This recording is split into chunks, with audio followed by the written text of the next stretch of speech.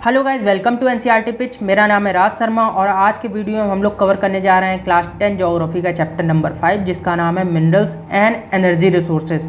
ठीक है, तो आज के वीडियो में हम लोग कौन कौन से टॉपिक्स को डिस्कस करेंगे उससे पहले ये जो चैप्टर है हम लोगों ने दो पार्ट्स में डिवाइड कर रखा है। पहला पार्ट में हम लोग पढ़ेंगे मिनरल्स के बारे में और दूसरे पार्ट में हम लोग एनर्जी रिसोर्सेज के बारे में डिस्कस करेंगे। ठीक है ना, चलिए आगे बढ़ते हैं। टॉपिक्स कौन कौन से डिस्कस करेंगे, तो आज के टॉपिक्स होने वाले मिनरल्स, क्लासिफिकेशन देखेंगे मिनरल्स का, मेटालिक मिनरल्स कौन कौन से होते हैं, मेटालिक में भी फर्दर दो तरह के मिनरल्स होते हैं, फेरस और नॉन फेरस, इनके बारे में देखेंगे। क्लासिफिकेशन में नॉन मेटालिक मिनरल्स को देखेंगे। ठीक है, कंजर्वेशन देखेंगे मिनरल्स का कि हम लोग कंजर्व कैसे कर सकते हैं मिनरल्स का। तो आज का वीडियो हम लोग का यहाँ तक रहेगा और दूसरा जो वीडियो बनेगा हम लोग का उसमें हम लोग देखेंगे एनर्जी रिसोर्सेज के बारे में, कन्वेंशनल सोर्स ऑफ एनर्जी के बारे में, non conventional source of energy के बारे में और कंजर्वेशन हम लोग कैसे कर सकते हैं एनर्जी रिसोर्सेज का, इसके बारे में हम लोग डिस्कस करेंगे। तो चलिए वीडियो को स्टार्ट करते हैं। ठीक है, पहला हम लोगों का टॉपिक आता है मिनरल। मिनरल क्या होता है? मिनरल्स हमेशा होमोजीनियस नेचर के होते हैं और नेचुरली अकरिंग सब्सटेंस होते हैं। ठीक है, इनका जो स्ट्रक्चर होता है वो डिफाइनेबल होता है, मतलब डायमंड का स्ट्रक्चर हम लोग सब लोग जानते हैं ना, तो स्ट्रक्चर हम लोगों को डिफाइनेबल होता है, इसलिए इसमें लिखा हुआ है स्ट्रक्चर जो होता है इंटरनल स्ट्रक्चर वो हमको डिफाइनेबल होता है, नेचुरली अकरिंग सब्सटेंस होते हैं और होमोजीनियस नेचर के होते हैं। इंपॉर्टेंट है, होमोजीनियस नेचर के होते हैं। अब ये जो मिनरल्स हैं ये फर्दर दो प्रकार के होते हैं, एक तो हार्ड भी हो सकते हैं और दूसरा सॉफ्ट भी हो सकते हैं। कोई ऐसे कंपलसरी नहीं है कि जो मिनरल्स हैं वो हार्ड नेचर के मिले, सॉफ्ट भी हो सकते हैं। ठीक है, अब मोड ऑफ अकरेंस देखें तो मिनरल्स का कि कौन से फॉर्म में मिनरल्स हमें मिलते हैं, तो हमेशा हमें ओर के फॉर्म में मिनरल्स मिलेंगे। ठीक है, कोई भी मिनरल अकेला नहीं मिलता, इंपॉर्टेंट है, याद रखना। अब ये ओर क्या होती है? ओर के फॉर्म में मिलते तो हैं पर ये ओर क्या होती है इसके बारे में तो डिस्कस करना जरूरी है ना। तो जब भी कोई मिनरल किसी एलिमेंट के साथ मिक्स होके मिले तो उसको हम लोग कहते हैं ore. The accumulation of any minerals mix with other element is called ore. जब भी कोई मिनरल किसी एलिमेंट के साथ मिक्स होके मिलता है तो उसको हम लोग कहते हैं ओर। ठीक है, minerals generally occur in this form. अब मिनरल्स के भी अकर होने के मतलब मिलने के भी कई सारे फॉर्म्स होते हैं। पहला फॉर्म होता है इग्निशियस एंड मेटामॉर्फिक रॉक के फॉर्म में मिले। ठीक है, जो इसमें मिनरल्स जो होते हैं वो क्रैक, जॉइंट और फॉल्ट में पाए जाते हैं। ठीक है, कई सारे क्रैक्स में पाए जाएंगे या फॉल्ट या जॉइंट जैसे कुछ एरियाज हैं जहाँ पे ये मिनरल्स देखने को मिलेंगे। इसके एग्जांपल हो जाएंगे कॉपर, जिंक और लेड। सेडिमेंट्री की बात करें तो, सेडिमेंट्री रॉक की बात करें तो ये जो मिनरल्स हैं जनरली बेड और लेयर्स के फॉर्म में मिलते हैं। ठीक है, कोल की बात करना तो कोल का कभी इंटरनल स्ट्रक्चर देखना, ठीक है, हमेशा लेयर के फॉर्म में मिलेगा कोल, तो इसको हम लोग कहते हैं सेडिमेंट्री रॉक के फॉर्म में मिलते हैं। तो इसके कुछ famous example coal, iron, gypsum, potassium salt, sodium salt जैसे कुछ एग्जांपल्स हैं जो हमें सेडिमेंट्री रॉक के फॉर्म में मिलते हैं। ठीक है, अब बात करें तीसरे फॉर्म की तो डिकम्पोजिशन ऑफ सरफेस रॉक, जो बॉक्साइट है ये बेस्ट एग्जांपल है डिकम्पोजिशन ऑफ सरफेस रॉक का। और चौथा देखें तो कुछ जो मिनरल्स होते हैं वो अलूवियल डिपॉजिट में, मतलब कि मिट्टी बालू जैसे कुछ जो कंपोनेंट्स हैं उसमें पाए जाते हैं, जैसे कि गोल्ड, सिल्वर और प्लेटिनम जैसे जो एग्जांपल्स हैं वो हमें यहाँ पे देखने को मिलते हैं। ठीक है, बात हो गई मिनरल्स की, मोड ऑफ मिनरल्स की। अब क्लासिफिकेशन देखें तो फर्दर मिनरल्स जो होते हैं क्लासीफाई किए गए हैं तीन पार्ट्स में। ठीक है, metallic mineral, non metallic minerals और एनर्जी मिनरल्स के फॉर्म में डिवाइड किया गया। तो आज के वीडियो में हम लोग देखेंगे मेटालिक और नॉन मेटालिक मिनरल्स के बारे में। बात करें तो मेटालिक मिनरल्स की तो ये भी फर्दर दो पार्ट्स में डिवाइड है। एक तो हो जाएगा फेरस मिनरल्स। ठीक है, जो फेरस हार्ड नेचर के होते हैं, आयरन इसका बेस्ट एग्जांपल है।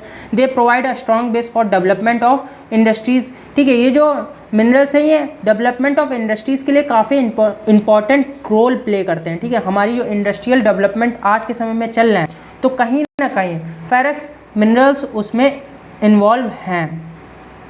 अब ये जो फेरस मिनरल्स हैं ये टोटल वॉल्यूम का 3/4 हिस्सा कवर करते हैं। इंपॉर्टेंट है आपके एग्ज़ाम के पॉइंट ऑफ व्यू से। ठीक है, अब इसके कुछ फेमस एग्जांपल है, आयरन और मैग्नीशियम जैसे कुछ एग्जांपल हैं जो हमारे फेरस मिनरल्स के क्राइटेरिया में आते हैं। आयरन ओर की बात करें तो फर्दर आयरन ओर दो पार्ट्स में मिलता है, मतलब दो नेचर में मिलता है, एक तो मैग्नेटाइट, ठीक है, दूसरा हेमेटाइट।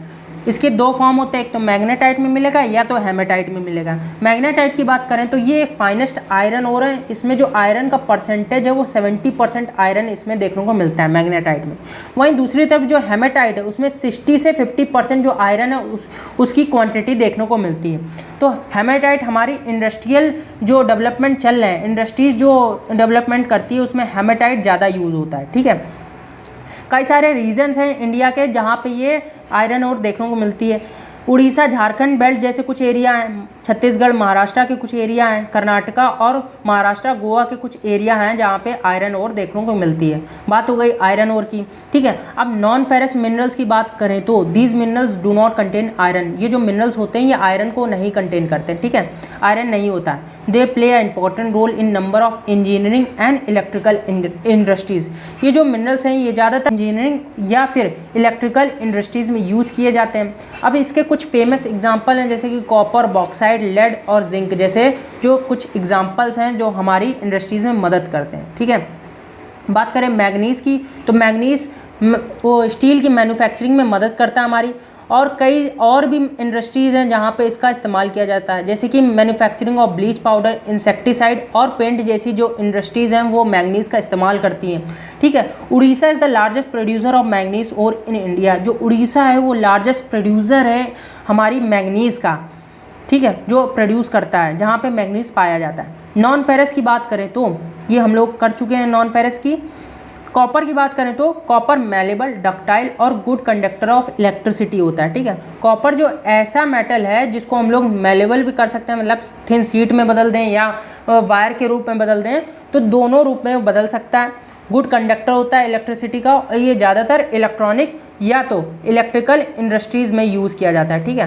केमिकल इंडस्ट्रीज़ में भी इसका इस्तेमाल किया जाता है। कई सारे रीजन्स हैं इंडिया के जहाँ पे ये कॉपर पाया जाता है, मध्य प्रदेश, राजस्थान और झारखंड जैसे कुछ रीजन्स हैं इंडिया के जहाँ पे कॉपर की ओर पाई जाती है। बॉक्साइट की बात करें तो बॉक्साइट क्ले लाइक सब्सटेंस होता है, क्ले की तरह दिखने वाला सब्सटेंस होता है और इससे एल्यूमिनियम का फॉर्मेशन किया जाता है, एल्यूमिनियम इसी से ऑब्टेन होता है। इंडिया में देखा जाए तो बॉक्साइट कहाँ पाया जाता है तो अमरकंटक प्लेटो में कई रीजन्स हैं जहाँ पे बॉक्साइट पाया जाता है, मैकाल हिल्स के पास कहीं बॉक्साइट पाया जाता है और बिलासपुर जैसे कुछ रीजन्स हैं जहाँ पे बॉक्साइट देखने को मिलता है, ठीक है। बात हो गई बॉक्साइट की। अब आते हैं नॉन मेटालिक मिनरल्स के बारे में, ठीक है। नॉन मेटालिक, अभी तक हम लोगों ने मेटालिक मिनरल्स को डिस्कस किया, अब नॉन मेटालिक मिनरल्स की बारी। तो नॉन मेटालिक का फेमस एग्जांपल हो जाएगा माइका, ठीक है। ये जो मिनरल्स होते हैं ये मेटल को नहीं कंटेन करते हैं। माइका हमारी आजकल जो प्रेस आते हैं ना जिससे हम लोग अपने सेल्ट वगैरह में प्रेस करते हैं तो उसमें माइका की सीट लग के आती है, जिसकी वजह से जो इलेक्ट्रिसिटी है वो पास नहीं होने देता है, बैड कंडक्टर ऑफ इलेक्ट्रिसिटी होता है। तो माइका की सीट हमारी जो प्रेस वगैरह है ना उसमें इस्तेमाल की जाती है। तो माइका कहाँ मिलता है तो छोटा नागपुर, प्लेटू जैसे कुछ रीजन्स हैं, गया, झारखंड, राजस्थान, आंध्र प्रदेश जैसे कुछ क्षेत्र हैं जहाँ पे माइका देखने को मिलता है। लाइमस्टोन की बात करें तो लाइमस्टोन कभी भी अकेला नहीं पाया जाता, ये किसी ना किसी सब्सटेंस के साथ कंपाउंड होके मिलेगा, या तो कैल्शियम कार्बोनेट के साथ मिलेगा या कैल्शियम मैग्नीशियम कार्बोनेट के साथ देखने को मिलता है हमारा लाइमस्टोन, ठीक है। लाइमस्टोन की बात हो गई। अब ये सारी बातें तो हो गई, पर हमारा कंजर्वेशन क्यों ज़रूरी है, मिनरल्स का कंजर्वेशन हमारे लिए क्यों ज़रूरी है, इंपॉर्टेंट है कि हमको मिनरल्स को कंजर्व क्यों करना पड़ेगा। पहली बात, जो मिनरल्स हैं वो हमारे जितने भी डेवलपमेंट प्रोजेक्ट चल रहे हैं आज के समय में कहीं ना कहीं उनका इन्वॉल्वमेंट ज़रूरी है हमारे डेवलपमेंट प्रोजेक्ट के लिए। दूसरी बात, जो मिनरल्स हैं वो काफ़ी कम क्वांटिटी में हमारे पास प्रेजेंट है, इसलिए हमको मिनरल्स को कंजर्व करना पड़ेगा। मतलब कि हमारे पास 1% से मिनरल्स पूरी अर्थ में प्रेजेंट है, ठीक है। टोटल वॉल्यूम का ओनली 1% हिस्सा जो है वो हमारे मिनरल्स का है, ठीक है। तो इसलिए हमको कंजर्व करके रखना पड़ेगा मिनरल्स को। दूसरी बात, जो मिनरल्स का फॉर्मेशन है उसको काफ़ी टाइम लगता है, ठीक है। जियोलॉजिकल प्रोसेस होता है, इसको मिलियन ट्रिलियंस ऑफ ईयर्स लगते हैं एक मिनरल को बनने में, ठीक है। तो इसलिए भी हमको कंजर्व करके रखना पड़ेगा मिनरल्स को। बात हो गई कि कंजर्व क्यों करना चाहिए, अब बात करते हैं कि कंजर्व कैसे करना चाहिए, ठीक है। तो इसके लिए कई सारे जॉइंट एफर्ट्स की ज़रूरत है, हमको प्लान करके और सस्टेनेबल मैनर में इसका इस्तेमाल करना होगा ताकि अच्छे से इस्तेमाल कर पाएँ। दूसरी बात, हमको अपने टेक्नोलॉजिकल एडवांसमेंट करना पड़ेगा, टेक्नोलॉजी की मदद इसका इस्तेमाल करना पड़ेगा। तीसरी बात, हमको रिसाइकलिंग पे ध्यान देना होगा मेटल्स की, जो आज के समय में हम लोग मिनरल्स यूज़ कर रहे हैं उसको हम लोग रिसाइकिल कर पाएँ, इस पर भी हमको ध्यान देना पड़ेगा, ठीक है। अब यहाँ पे होता है हमारा वीडियो एंड, बात करेंगे एनर्जी रिसोर्सेज की नेक्स्ट वीडियो में। अगर वीडियो अच्छा लगा हो तो लाइक ज़रूर कर देना, इससे आपका तो कुछ नहीं जाता पर हमको मोटिवेशन मिलता है नेक्स्ट वीडियो बनाने का, इसलिए वीडियो को लाइक ज़रूर कर देना। बात करेंगे एनर्जी रिसोर्सेज की हमारे नेक्स्ट वीडियो में, तब तक के लिए गुड बाय और बेस्ट ऑफ लक।